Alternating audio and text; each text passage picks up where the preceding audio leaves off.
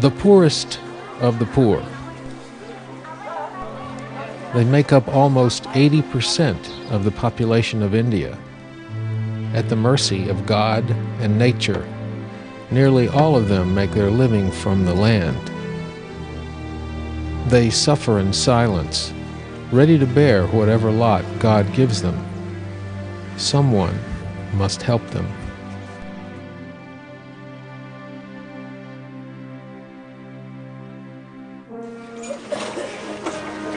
Someone has come to help them. His name is Bhagavan Sri Sathya Sai Baba. He was born in this very same small village in southern India, Puttaparthi, over 75 years ago. And now there is hardly a person in India who does not know his name and speak it with great reverence. Sathya Sai Baba, or Swami, as he is known to his students, has always done great things for the less fortunate, such as the many free schools and hospitals found throughout India. The students of Sathya Sai Baba's schools are known through their fine character. Swami himself has been known to care for the poor and suffering, even from his early years. The task I love most is to alleviate the suffering of the poor people by providing them with what they lack. Service to man is service to God. Man is not merely a human being, he is the embodiment of divinity. All acts of service done to others are to be treated as service rendered to God. Water, one of man's greatest necessities. In the modern world, water is often taken for granted. But in many arid areas of the world, the poor have no access to pure water. In portions of southern India, in the rain shadow region of the Western Ghats, there are no major rivers, and the people are dependent on seasonal rainfall. During the rainy season, the canals and lakes usually fill up, for a time supplying the necessary water. But during the dry season, these water sources dry up. The land looks up to the sky, as the local villagers say, and has often presented a depressing scene. Living conditions in these remote villages are very difficult to begin with. But the lack of water can make life unbearable. Often, the only sources of water are terribly polluted. In many villages throughout India, the water has a high fluoride content, which can cause bone deformities and damage to teeth.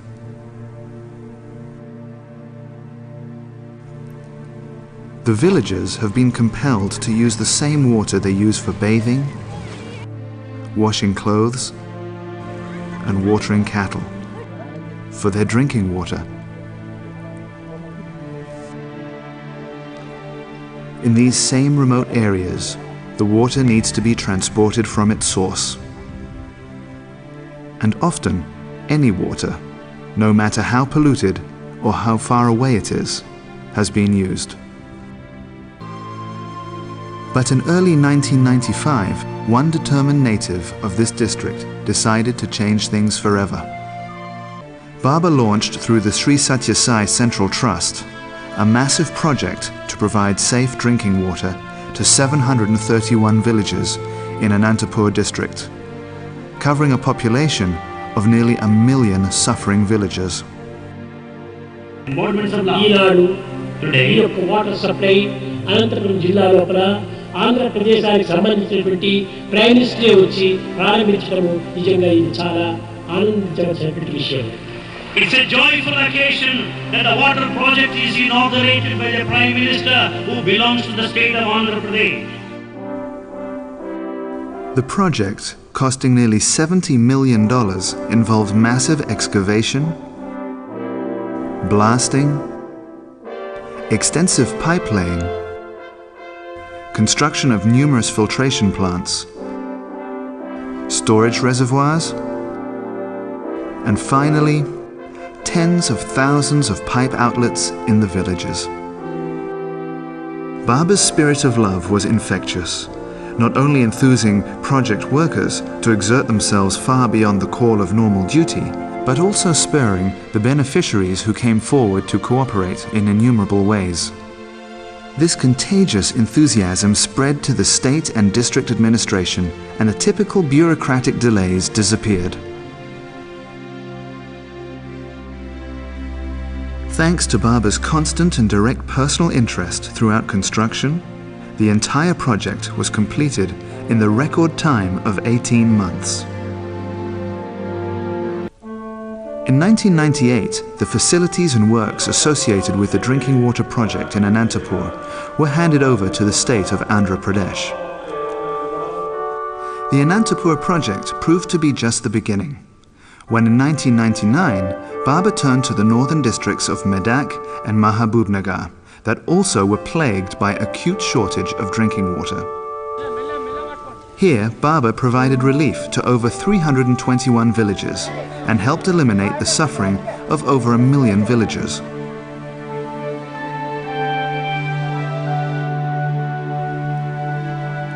Thanks to Baba, for millions living in these remote villages, clean, safe drinking water is now available to them throughout the year, at their doorstep and free of charge.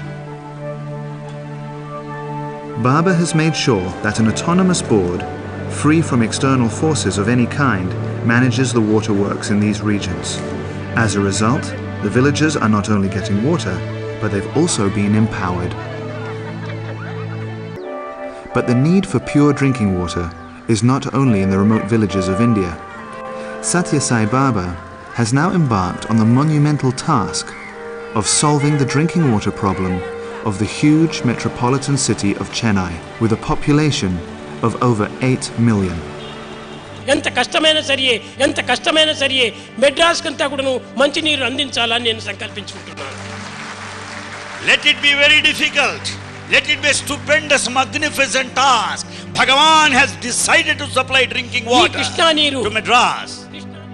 The drinking water projects, executed thus far by the Sri Sathya Sai Central Trust, constitute the largest of such projects ever completed by an organization outside the government.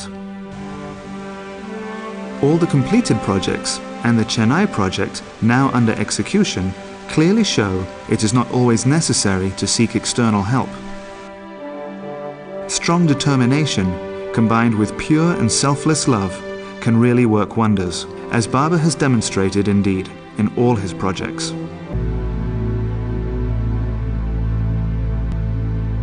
Whenever you see a sick person, a dispirited, disconsolate, deceased person, there is your field of service.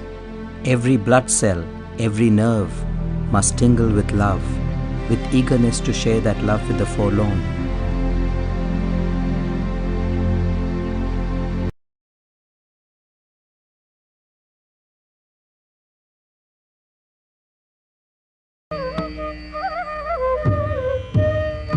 At sunrise on the morning of November 23rd, 1926, the prayers of a pious Hindu woman were answered when she gave birth to a son in a small house which formerly stood on this site. Witnesses recall untouched musical instruments resounding on their own in the house, and a mysterious cobra, a traditional sign of divinity, was later found under the newborn baby. The child was named Sathya Narayana Raju. As he grew, it became apparent young Sathya, whose name means truth in Sanskrit, was different from other children. He was helpful to the villagers, doing work unselfishly. Called Guru by his playmates, he led them in devotional songs before school and fascinated and amused them by materializing candy, pencils, and playthings from an empty bag. In May of 1940, 13-year-old Sathya put aside his school books and announced to his startled family that he was the reincarnation of a holy man named Sai Baba of Shirdi. While unknown in the region around Puttaparthi, Sai Baba of Shirdi was revered in the north by Muslims and Hindus. He dressed like a Muslim, but wore ash on his forehead in the Hindu custom. He slept one night in a mosque, the next in a temple. At a time and place where religious rivalries had caused wars, he achieved peace and mutual respect between the faiths by his example.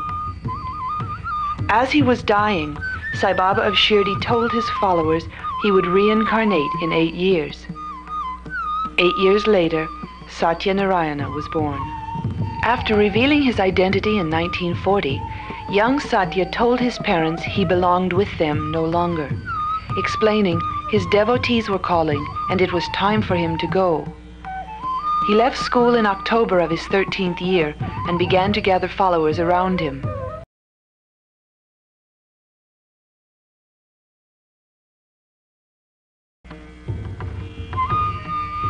The miracles I perform belong to the boundless power of God. So far as I am concerned, they are evidence of my divinity. It is not by any means an exhibition of divinity. All performances of magic, as you know, are done for the sake of income. These are tricks of the magician's trade. They constitute a kind of legalized cheating, the transfer of an object from one place to another by a trick of the hand which goes unnoticed. They involve no city or miraculous power. What I do is quite a different act of creation. It is neither magic, nor is it city power either. For one thing, I seek no return.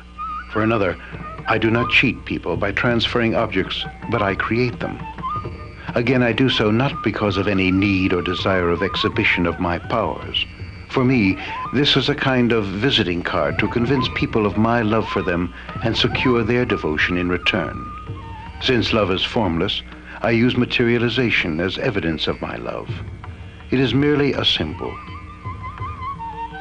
Most people desire talismans symbolic of my protection, so I provide them. When they are in trouble, they feel the grip of the ring, bracelet, or watch to remember me and call me to their rescue so that I can help them.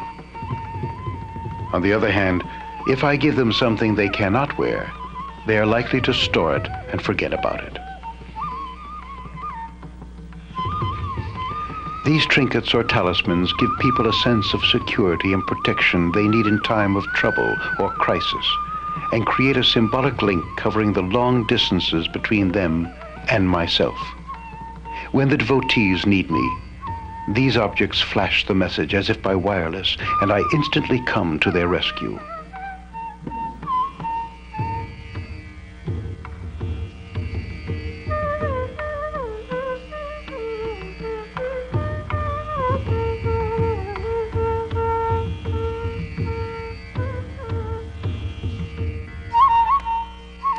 I can cure, save, even resurrect people provided they are in a spiritually receptive condition. It is like the positive and negative currents of electricity. My capacity to heal can be compared to the positive current. Your devotion to me is the negative current. Once the two come together, the devotion provides what is called the miracle of healing. The physical objects manifested by Sathya Sai Baba frequently represent the religion or belief of the recipient. Dr. John Hislop, head of the Sathya Sai Council of the Americas, relates an experience when Sai Baba created a unique crucifix and presented it to him. We were in India in the Bandipur forest at the time of Mahashivaratri, and Swami was driving around through the forest with several people to locate a place where the ceremony could be held. And we finally found a dry river bottom, and that evening we all came back again, got out of the cars and started to walk down the slope of the hill towards the dry river bottom. I happened to be walking beside Swami, and we passed a small bush. And Swami picked off 2 twigs and held them in the form of a cross like that, and said, Hislop, what is that? I said, well, Swami, it's a cross. So he then put the 2 twigs in his hand like that, and blew 3 times on his hand, and opened his hand, and there was this cross that you see here on the back of my hand. He said, this is Christ as he really and truly was, not as artists and historians have pictured him. His stomach's all drawn in through several days of no food and so on. So I looked at it and I said, well, Swami, what is that hole at the top of the cross? He said, that is the hole that was made in the cross to hang the cross on a standard. And he said, furthermore, the wood of the cross is a piece of the actual cross upon which Christ was crucified. Then he added, and I can tell you it took a little time and trouble to find a piece of that wood after some 2,000 years.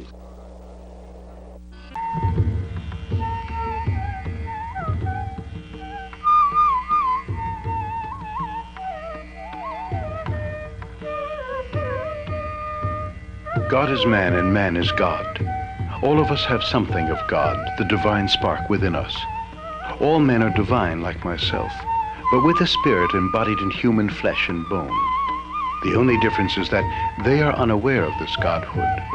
They have come into this karmic prison through the mistakes of many lives. I have taken this mortal form out of my own free will. They are bound to the body, while I am free of this bondage. The main difference is that they are shoved hither and thither by desire, but I have no desire except the Supreme One to make them desireless. Whenever strife, discord, and disharmony overwhelm the world, God incarnates in human form to show mankind the way to love, harmony, and peace. The avatar takes a human form and behaves in a human way so that humanity can feel kinship with divinity. At the same time, he rises to godly heights so that mankind also can aspire to reach God.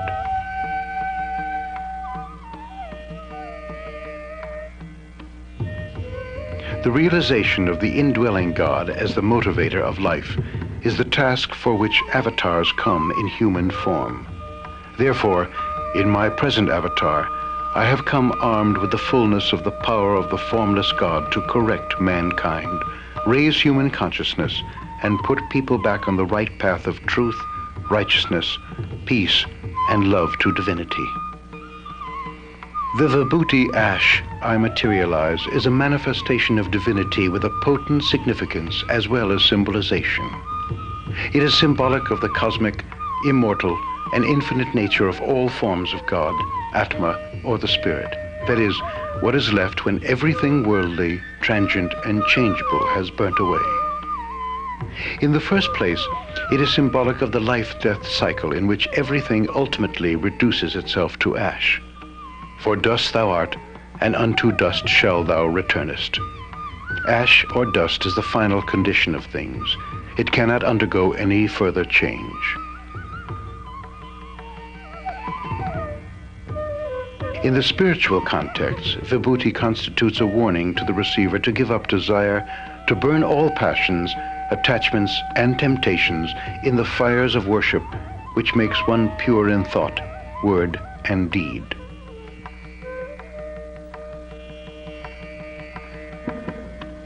It is in order to press home this lesson that I materialize ash for those who come to me with love and devotion. Like the other materializations, it also acts as a talisman, healing the sick and giving protection to those who need it. It is a symbol of divinity, quite different from magic trickery. My powers to protect, heal, save people, and materialize objects originate in God and can be used only by an avatar.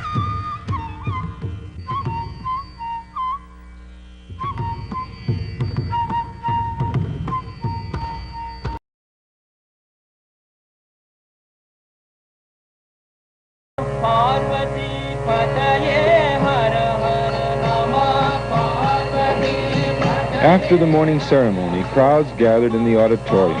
Baba spoke on the significance of the Vibhuti Abhishekam. This followed the usual pattern on such occasion familiar to the devotees. The silver idol of Shirdi Sai Baba, Sathya Sai Baba's previous incarnation, was bathed and wiped dry. A jeweled necklace was produced by Baba by the wave of his hand and placed on the idol of Shirdi Sai Baba. The wooden vessel in the shape of a flower vase was held upside down overhead. Baba started churning the same with his hand inserted into it, throwing out large quantities of vibhuti, pouring from nowhere, as it were, and covering the idol with exquisite fragrance. When Baba took out his hand from the upturned vase for a short while, lo and behold, the vibhuti stopped flowing down, as though to convince the doubting ones amongst the spectators that the otherwise empty vessel needed the divine hand for it to produce the vibhuti. The flow that seemed capable of being an unending one starts all over again as soon as Baba puts his hand into the vase.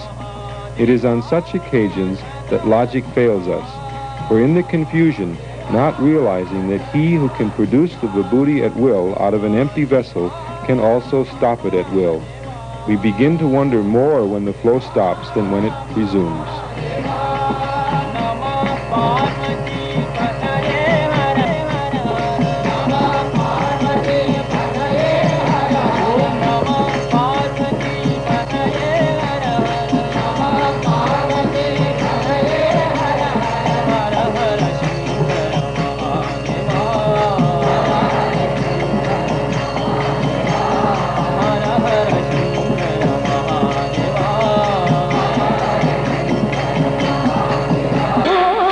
The night of Shivaratri, the dark of the moon, symbolizes the mind when the moon is in its 16th phase only. A 16th fraction of the mind remains to be subdued, suggesting its nearness to the goal of self-realization. Liberation can be easily obtained on this auspicious night by the grace of Lord Shiva. Baba said, in order to bear witness to the fact that the divinity is amongst you, it becomes necessary for me to express this attribute of mine. The Shiva Lingam is the fittest symbol of the omnipotent, omniscient, and omnipresent Lord. The emergence of the Lingam from the mouth of Sai Baba is the clearest symbol representing the formless divine essence, which is beginningless and endless.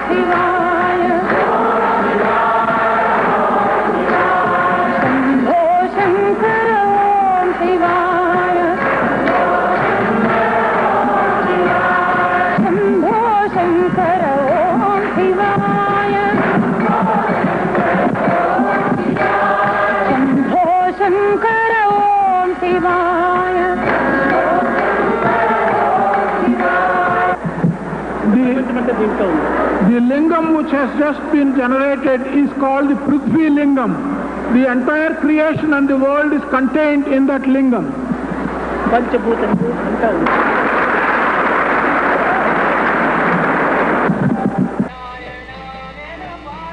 Sai Baba says, "Come to me with empty hands.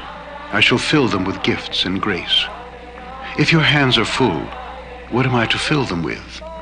Bring to me all the evil in you, and, leaving that here, take from me what I have, love.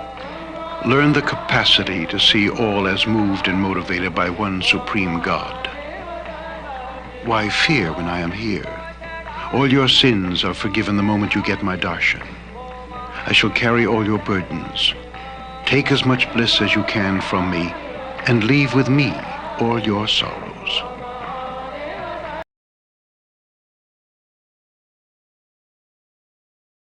Small example. You love your wife. You love your mother. Why are you loving them? She is my mother. You are having the confidence that she is your mother. She is my wife. You have got the confidence she is your wife. He is my son. And you have the confidence that you are son. Love develop. Because you have the confidence, you develop love. Even our bharya, even our talya, confidence love develop confidence. If you do not have the confidence that she is your mother or wife, you don't develop love. Where there is confidence, there is love. Where there is confidence, there is love. Where there is love, there is peace. Where there is love, there is Where peace. there is peace, there is truth. Where there is peace, there is Where truth. there is truth, there is bliss. Where there is truth, there is Where bliss. there is bliss, there is God. Wherever there is bliss, there is God. No confidence. You don't have confidence. Always doubts. Always you're full of doubts. మీరు జీవితంలో ఎన్ని సంవత్సరాలైనప్పటికీ శాంతిని పొందలేరు. With all these doubts, in any number of years, you will not be able to attain peace of mind. Confidence పెట్టుకోవాలి. First and foremost, you develop confidence. ఒక ఆత్మవిశ్వాసం ఉండాలి. Self confidence. You should have self-confidence. Where there is self confidence, there is self satisfaction. Wherever there is self-confidence, there is self-satisfaction. Where there is self satisfaction, there is self sacrifice. And wherever there is self-satisfaction, there is self-sacrifice. Where there is self sacrifice, there is self realization. Wherever there is self-sacrifice, there is self-realization. Self realization, self confidence. Self-realization depends on self-confidence. ఇదంతా షెడ్లో మీరు కూర్చున్నారు. You are sitting in a shed. దీనికి ఏది ఆధారం? What is the basis for this? Foundation. The foundation is the basis for this foundation building. లేకపోతే wall భద్రం లేదు. Without foundation, wall will not be strong. ఈ వాల్ లేకపోతే roof వేయలేదు. Without wall, you cannot have the roof. Roof లేకపోతే మనం నివసించలేము. Without roof, you cannot live there. కనుకనే self confidence is like foundation. Self-confidence is the foundation of the Self building. satisfaction is like wall. Self-satisfaction is the wall. Self sacrifice is like roof. Self-sacrifice is the roof. Self realization is life. Self-realization is life. Realization is life. Realization is life. Realize. I want realize. You say that I want realization. నిన్ను నీవు తెలుసుకో. You know yourself. Who are you? Who are you? This is my body. You say I am my body. This is my mind. This is my hand. This is my hand. This is my leg. This is my leg. This is my head. This is my head. But who am I? Who am I? Ask the question. Very important. This is very This important. is my body. You say this is my body. This is my leg. You say this is my leg. My mind. This is my mind. Who am I? Then who are you? Who are I? I am separate from body. I am separate from the I am body. separate from mind. I am separate from the mind. See, this is my kerchief. This is my kerchief. Kerchief is separate from me. Separate from me. This is my chair. This is my My chair. chair is separate from me. Chair is separate. Let me, this is my body is separate from you. You are not body. When you say that this is your body, you are separate from the body. You are not the body. First anyway. This is the first inquiry. You are not body. This is my mind. You are not mind. You say that this is my mind. You are not the mind. You are always separate. You are always separate from body. Not this. This is in Vedanta. Neti. In Vedanta, this is the process of saying not this, not this. I am not body. I am not the body. I am not mind. Not this. I am not the body. I am Atma. I am the Atma. No changes. It is changeless. Only mind changing. The mind is always changing. Monkey mind. Mind is like a Not mad. ordinary monkey. Mad monkey. Mind is like a mad monkey. Please, don't follow the monkey. Don't follow this monkey. Body. Immediate birth is a child. When the body is born, it is child. After 10 years is boy. After 10 years, he is called a boy. After 30 years is man. After 30 years, he is called man. After 75 is grandfather. After 75 years, he is called Child, grandfather. boy, man and grandfather. Only one person. It is only one person who gets all Changes four names. body. The body is changing. The God, no change. God is changeless. It is immortality. God is immortal. Always permanent. He is ever present. What is the way to immortality? What is the way to immortality? Okay, question. Ask the question. Removal of immorality is the only way to immortality. Removal of immorality is the only way to... Immorality is what is it? Immorality is What is immorality? act of ego, jealousy, hatred, anger. These are bad qualities. All these are the bad qualities. The bad qualities remove this thing, immorality. When you remove the bad qualities, immortality is on your palm. That is very, very important. That is most important. Only Japan, Jana, this is only stunt. Just I don't like that. Swami doesn't like just doing... Because we are only sitting, pose, photo. Why going this way, that way? Use kindness. He's sitting as if posing for a photograph. But mind is wandering here and there. You should not believe such people. This is only hunters. They are only stunt makers. Mind killers, hunters. They are mind killers and mind hunters. Don't follow such people. Be always happy. Be always happy. I am God, I am God, I am God. Think like that. You are also God. You are also God. Think that you are not one person. You are not just one person. But three. You are three persons. The one you think you are. The one whom you think you are. That is physical. That is the physical body. The one others think you are. The others think you are. That is mind. That is the mind. The one you really are. The one you really are. That is Atma. That is the Atma. The one you think you are. The one you think you are. It's only body. It's only the body. Body. I am so and so. I am my age is there. I am lady. I am dead. It's only you think you are. I am body. I am my age is this much, and I am a man. I am a woman. All this is only body. What you think you are. The one others think you are. That is qualities.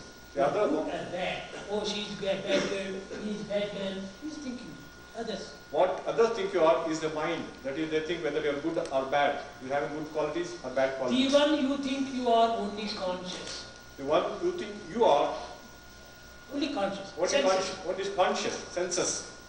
The one others think you are, that is conscience. What you think others think you are is conscience. The one you really are, that is consciousness.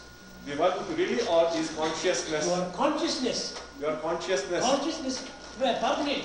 Consciousness is permanent. Conscience changing. Conscience is changing. Conscience changing. Ups and downs. Conscious is full of ups and downs. It is like a water bubble. The body. Don't follow the body. Don't follow the mind. Don't follow the body or mind. Consciousness. You are changing. You are consciousness. You are God. You are God. Think I and God are one. Think that I and God are one. This is not first right. This is not, in the beginning it may not be right. It is not right. It may not be right to think so in the beginning. Because I and you are one. I is it right? Yes, Baba. Yes. No. I and you are we, not one. I and you are we. Are we and not one. We and we are one.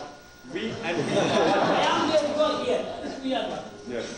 We and we are one. We and we are one. Many people, I and you are one. I and you are one. Doesn't that mean Saying one? I and you are not one. I and you are we. I and you leads to we.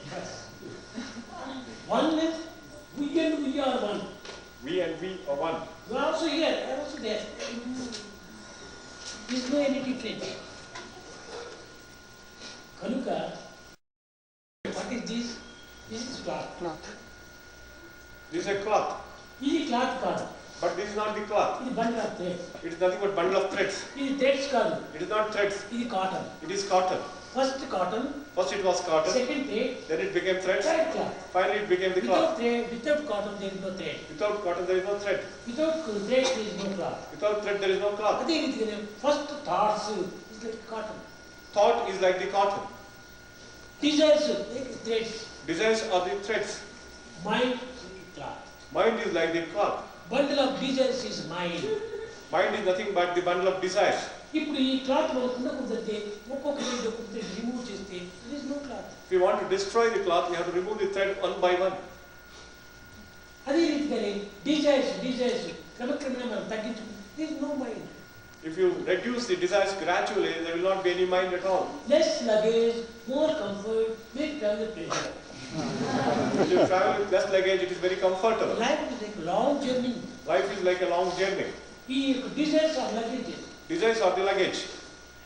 ఈ luggages కొంచెం తగ్గించుకుంటే మనం travel సులభంగా చేసుకోవచ్చు. If you reduce the luggage, our travel will be more comfortable. Too much desires. We have too many desires, too much desires. Very bad. That is not, it's very bad. ఈ desires పెరిగే కొద్దీ మనకు అశాంతి పెరిగిపోతుంది. More desires we have, more restlessness we develop. ఎప్పుడు ఈ desires తగ్గించుకొని attachment తగ్గించుకుంటే ఎంతనో హాయిగా ఉంటారు. When we reduce the desires and attachment, we will get peace of mind. Many people, they want peace of mind. I want peace of mind. I want peace of mind. Like many people keep saying, I want peace of mind, I want I peace of want mind. peace, I want peace, I want peace. I want peace, they say. How many words are there?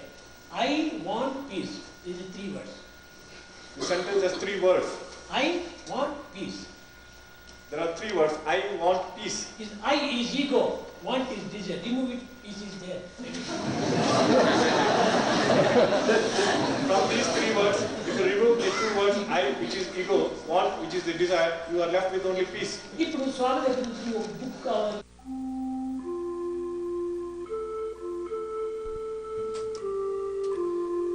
See with the eyes of love, hear with the ears of love, work with the hands of love, think only of love.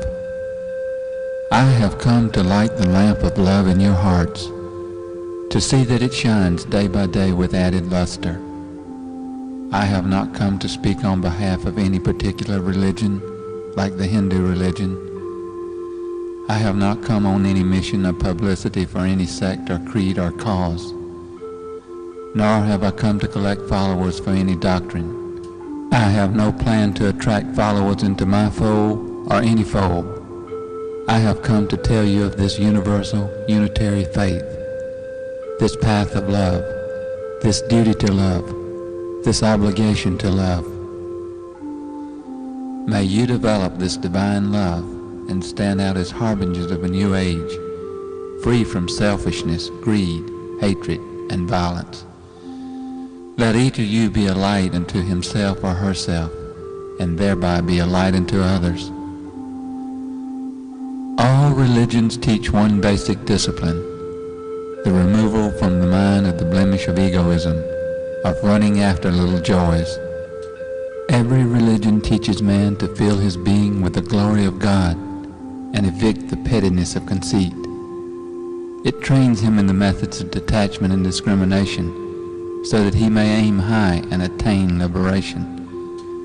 Believe that all hearts are motivated by the one and only God, that all faiths glorify the one and only God, that all names in all languages and all forms man can conceive denote the one and only God. Foster love, live in love, spread love. This is the message of love I bring to you.